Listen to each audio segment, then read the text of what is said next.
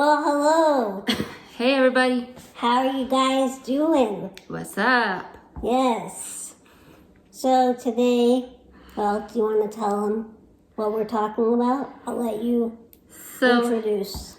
Today, Haley wanted to just talk. Well, Haley and I were talking, and we thought we'd show you guys, or just do a little video talking about how we keep it together or how I keep it together and care for her when we're in a fight or an argument, or we're irritated with each other, or if I'm irritated at somebody else or something else that happened in the day.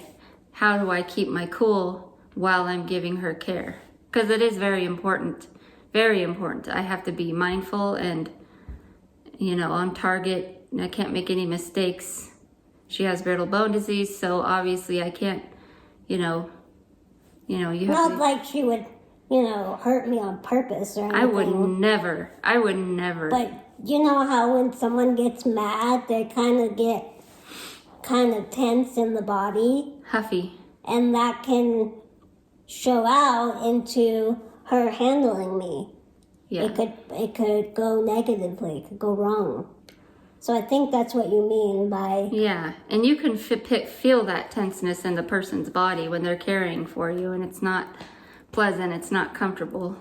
No, and I know when she's upset or in a state. I don't want to say anything mean right now. I don't want to start a fight right now. But I could tell when she's in a when I'm irritated. Yeah, and when you're irritated, when she's irritated, and it can be hard. It can be difficult. And this goes back to having your spouse, your caregiver in general. It's hard to, at least for me, it's hard to ask, for help in general, but especially your wife, because you lose part of your privacy and your dignity in your marriage. Certain things that you want private, just for yourself, go out the door. And it's hard to ask for help, but also when it's your spouse, it really is. So, and I can tell when she's upset, it makes it, not like she would neglect my needs. She wouldn't. But in my own feeling, it makes it hard to want to say, hey, honey, I gotta go pee, when I know she's in a ticked off state. But, we both put it aside in that moment, because, when nature calls, you gotta take care of it. And she knows that, and I know that. So we may just not talk during that moment. Yeah, we generally tend to go our own ways, take time for ourselves, whatever that means. Sorry. It doesn't mean that I can tell she might be a little huffy about it. She might be a little, bit of a jerk. I'm not a jerk. I'm never a jerk. That's maybe not the right word, but She called me a jerk. I'm just losing it. You're losing points. I'm just kidding. I'm teasing. But we just put it aside. We just have to do what we have to do. And we put it aside. Usually our arguments, fights, whatever the frick you want to call them, are fast. Yeah. If I had my way, they'd be done in like 10 minutes. See, the way our tension presents is different. Like, I get more huffy. I get more like a jerk. And she gets more nervous and sometimes catty. When she's really pissed, she gets catty. Catty. And me, I just get like angry. Not physically, like violently angry, but like I get huffy and irritated, and she gets... And you get loud. She gets, catty, or she'll walk away in silence and just ignore me for a while. Yeah, I tend to get quiet. Because I don't like to expel negative energy. And I feel like anger is very uncomfortable to, like, it's uncomfortable to get mad for me. Like, I don't like it. I feel it. I feel a stomach ache. I feel it in my throat, all of it. And I just don't like So getting angry. How do you let go of when you're really irritated or angry? How do you let go of that energy in a healthy way? And then how do you deal with it when you're being lifted or being cared for? How do you deal with someone else's like uptight energy while you're being, but also if you're feeling tense or uptight while you're being cared for, how do you handle it, and how do you stay calm, I guess? And how do you kind of expel the energy, negative energy? I guess I just have to put it aside for that moment and then either wait until we're both at a place to talk about it and resolve it. I just wait for the right moment. I don't really let it fester that deep to where I get really upset. I just try to let the moment pass, and then when the time comes, get it out, usually by talking about it one-on-one with you. But in the moment of when we're both taking that space, music helps me. Music is very soothing. Or singing, but usually just listening to music will help. Music helps me in a lot of different ways. And pop music even, like she can handle the loud, upbeat music. Whereas when I need a minute and I need to calm down, I can't. I have to listen to like classical music or church choir music or something calming, or meditation music mostly. And, we don't really argue that much. We really don't. Deep down. Like, it's not like we get in a fight every week. And if we do argue, usually it's about a third factor or a third person affecting us. It's usually not something one of us did, like not specific, but direct to each other. I feel like we talk about how much we don't argue a lot, which is fine. It's okay. It's good to put that out there that, couples can work through their stuff. Well, what do you want? It is possible. You want to tell them a specific fight? No. I'm just saying that we tend to, that's one of our topics we cover a lot in our videos, is how much we don't fight. And it's good, because I think it's good to show how couples can work through their differences and their stuff. I mean, is it hard for you to care for me when you're mad at me? It used to be, but through therapy, I'm learning to use mindfulness techniques and breathing techniques. It's very helpful. Mindfulness therapy is very helpful for learning how to be in the present moment, not worrying about what's bothering you.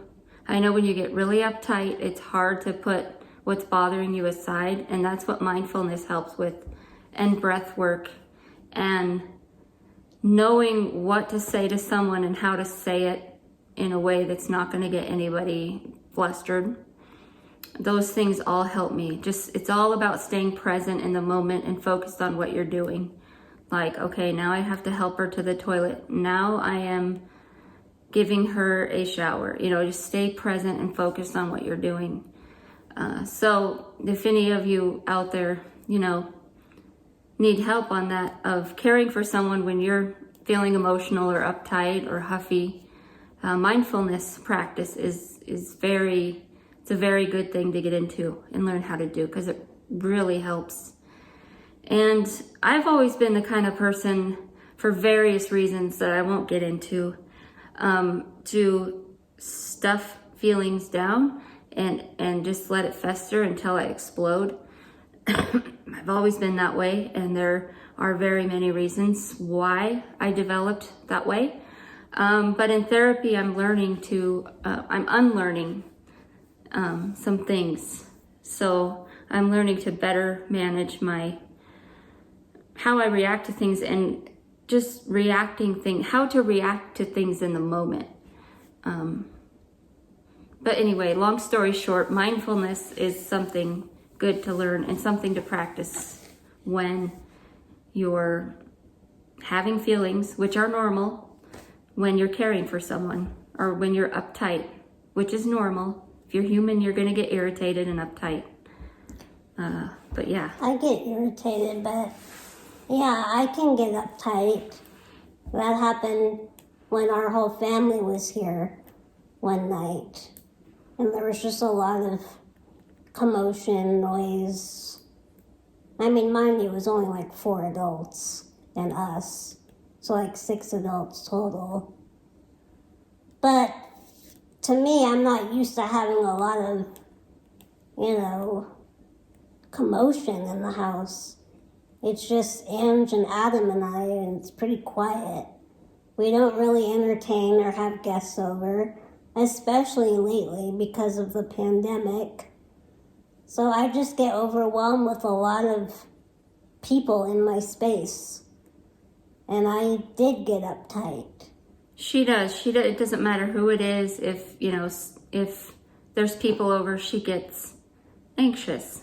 Mm-hmm. And for me, it just depends on who it is. Like that night, the company we had, her mom and dad, her grandma, and my mom, I had a great time with all of them. I thought it was a nice evening, a good dinner. We all had a good time. But the thing that was bad was all 3 of the dogs. They all get each other going and barking. Actually, I think Doogie was the quietest. Yeah, he was. Doogie's usually the calmest. It's the doxies that cause a ruckus. But yeah. I guess do you mind if I tell him about the little argument we had yesterday? You're like, what argument? What argument? The one where you had to change your appointment. Oh, that was so minor. I just had to reroute my train for the day. Reorganize my my route, I guess. Yeah. Which to me it felt minor. But okay. Go ahead. I don't know, it just seemed like you were irritated at me. I wasn't though.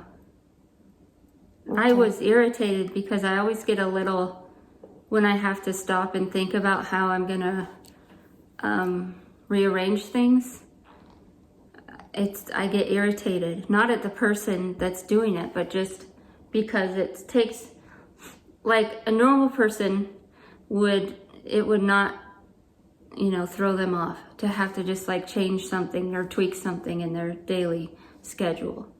For me, it's like it takes a huge amount of effort to think about, okay, what do I do now? Okay, I'll call this person and see if I can change the time. And then I'll do this, and then I'll do that, and then that'll work out this way, and that'll work out that way. And it's a harder process for me. Whereas many of you probably don't even have to think of it. So I do get irritated and uptight, and I try to remain calm in those moments, but to a large degree, I can't really help it. And so I try to remind Haley that, no, it's not about you. I was just, I had to regroup. I had to reroute my thinking and just, try to figure it out.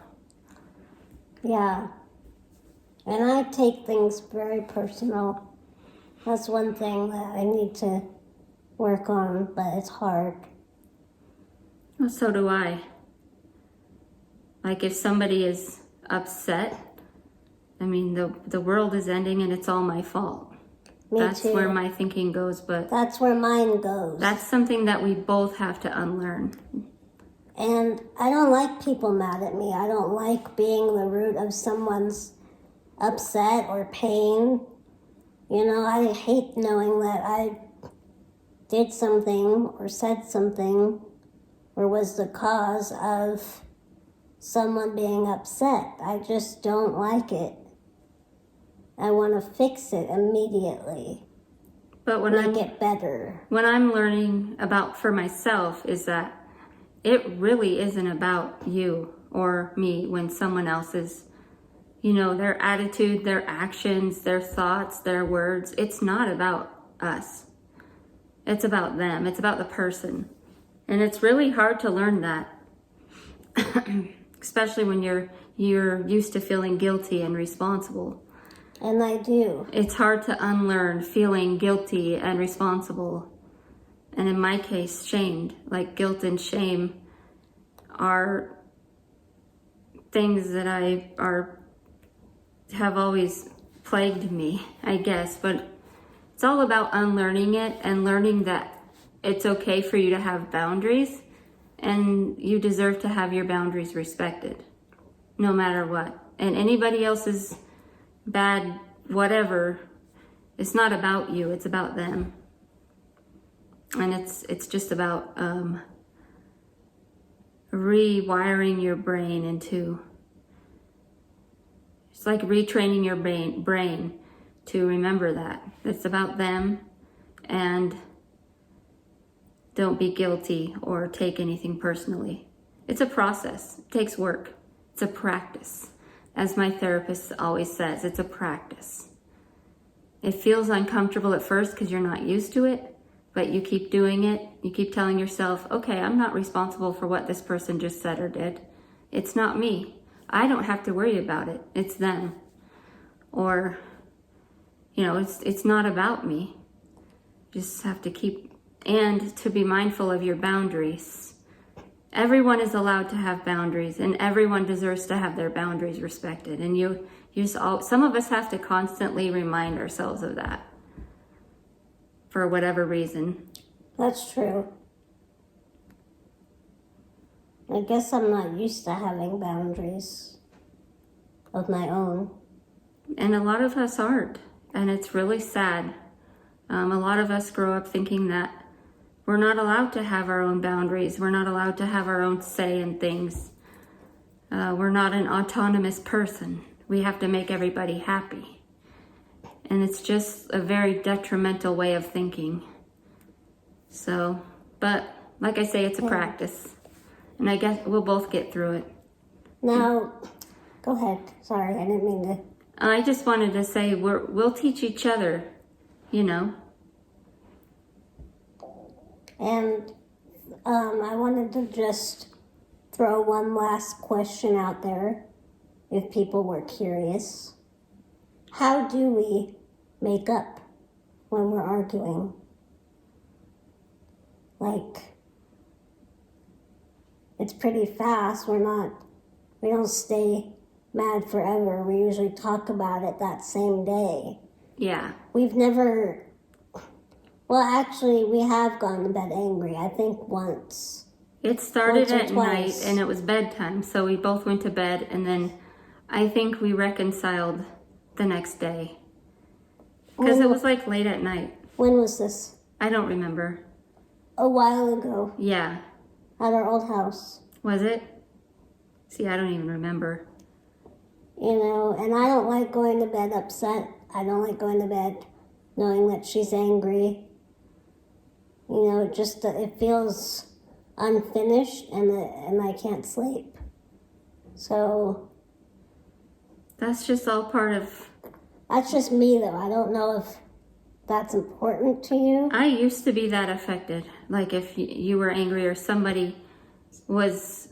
If I had a fight with anybody, I'd want to work it out before I went to sleep or walked away. I mean, But then that just gets into a power struggle, and that's not healthy for anybody.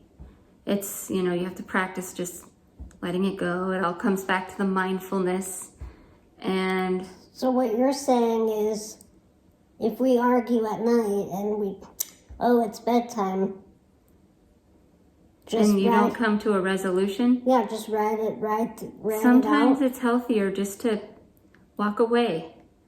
Even if it's not at bedtime, sometimes it's healthier just to walk away and practice mindfulness, be in the moment, and, remind yourself that, okay, here are the things that is not my problem. And here are the things that are my problem. Here are my boundaries. And you just, this is a way I could say that nicely to this person when I cool off. And it's just it's about internal processing and mindfulness practice. And so what you're saying is, if we are arguing at night and we go to bed, you're saying if we don't resolve it that night, that's okay. It may take sleeping it off. Thinking it over. Yeah. Regrouping. Sleeping it off. Getting us both to a place where we can talk rationally about things. The next day. Yeah. Because you don't want to be pushy with the resolution. That's just going to agitate. It's just not healthy. You got to give each other space and time to just really think about it. But we really haven't gone to bed angry that much. Mm-mm. Maybe once in our whole life, It doesn't really happen. We don't get that mad. I mean, we have arguments just like every couple. Yeah. I guess then I need to learn, if I go to bed upset or in an argument with you and we don't resolve it before we go to sleep, I just have to figure out how to breathe and go to sleep and not let it fester. Yeah. And it's healthier for you that way to practice doing that. I'm not saying we should go to bed without resolving it. I'm just saying if that ever happens, there are ways to not sit and stew about it all night, because it's really not healthy. Yeah. Mindfulness practice has really helped me a lot in my life. And relearning how to think about things and relearning healthy habits instead of unhealthy habits in my communication or lack thereof. Yeah. So your advice then to others is exactly what you've just been saying, which is take time apart, whether it's an hour or however long. Or overnight, if it has to be. Just take time to reflect inward and practice mindfulness and just cool off. She's never ghosted me for the night. No, don't ghost someone. It's not realistic in our situation because you need my help at night. Yeah. So it's just not something that would ever happen. That would be really shitty if I did that. Really bad. I don't know what I would do. I would just be... That would be awful. If anybody ever does that, if you're caring for a loved one and you ever get to that point, that's why I'm saying you need to practice mindfulness. It's very helpful because no, that's just really shitty to just ghost someone when they need your help. She literally cannot put herself to bed. She literally cannot get herself on and off the toilet. So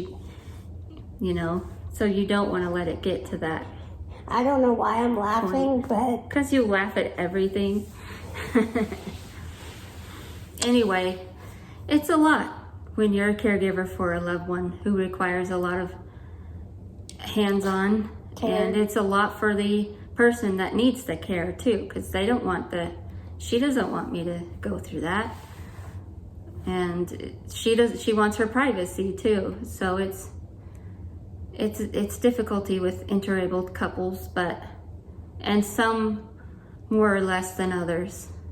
But there are ways to work through it, and there's tools and helpful resources out there. Yeah. And if you guys ever have questions on this topic, you can ask us too in the comments. We read all the comments. Yes. Whether they're good or bad. Yes, you do. Don't let me read the comments. I read too much into them and then it's bad.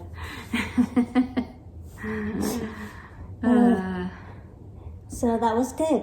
That was good. So next episode is going to be a special recipe. Haley and I are going to cook in our new kitchen. And yeah, we'll probably be doing that tomorrow. And then we're also going to be doing a morning routine video. Oh yes, and the morning routine video. We're going to delve into the morning routine in our new house. Yes, so Be on the lookout for those. thank you, everyone. Thanks for watching. Yes. I hope these videos are a help to you guys out there who are in the same situation or who are just curious, you know. All right. Peace and love. Bye. Bye.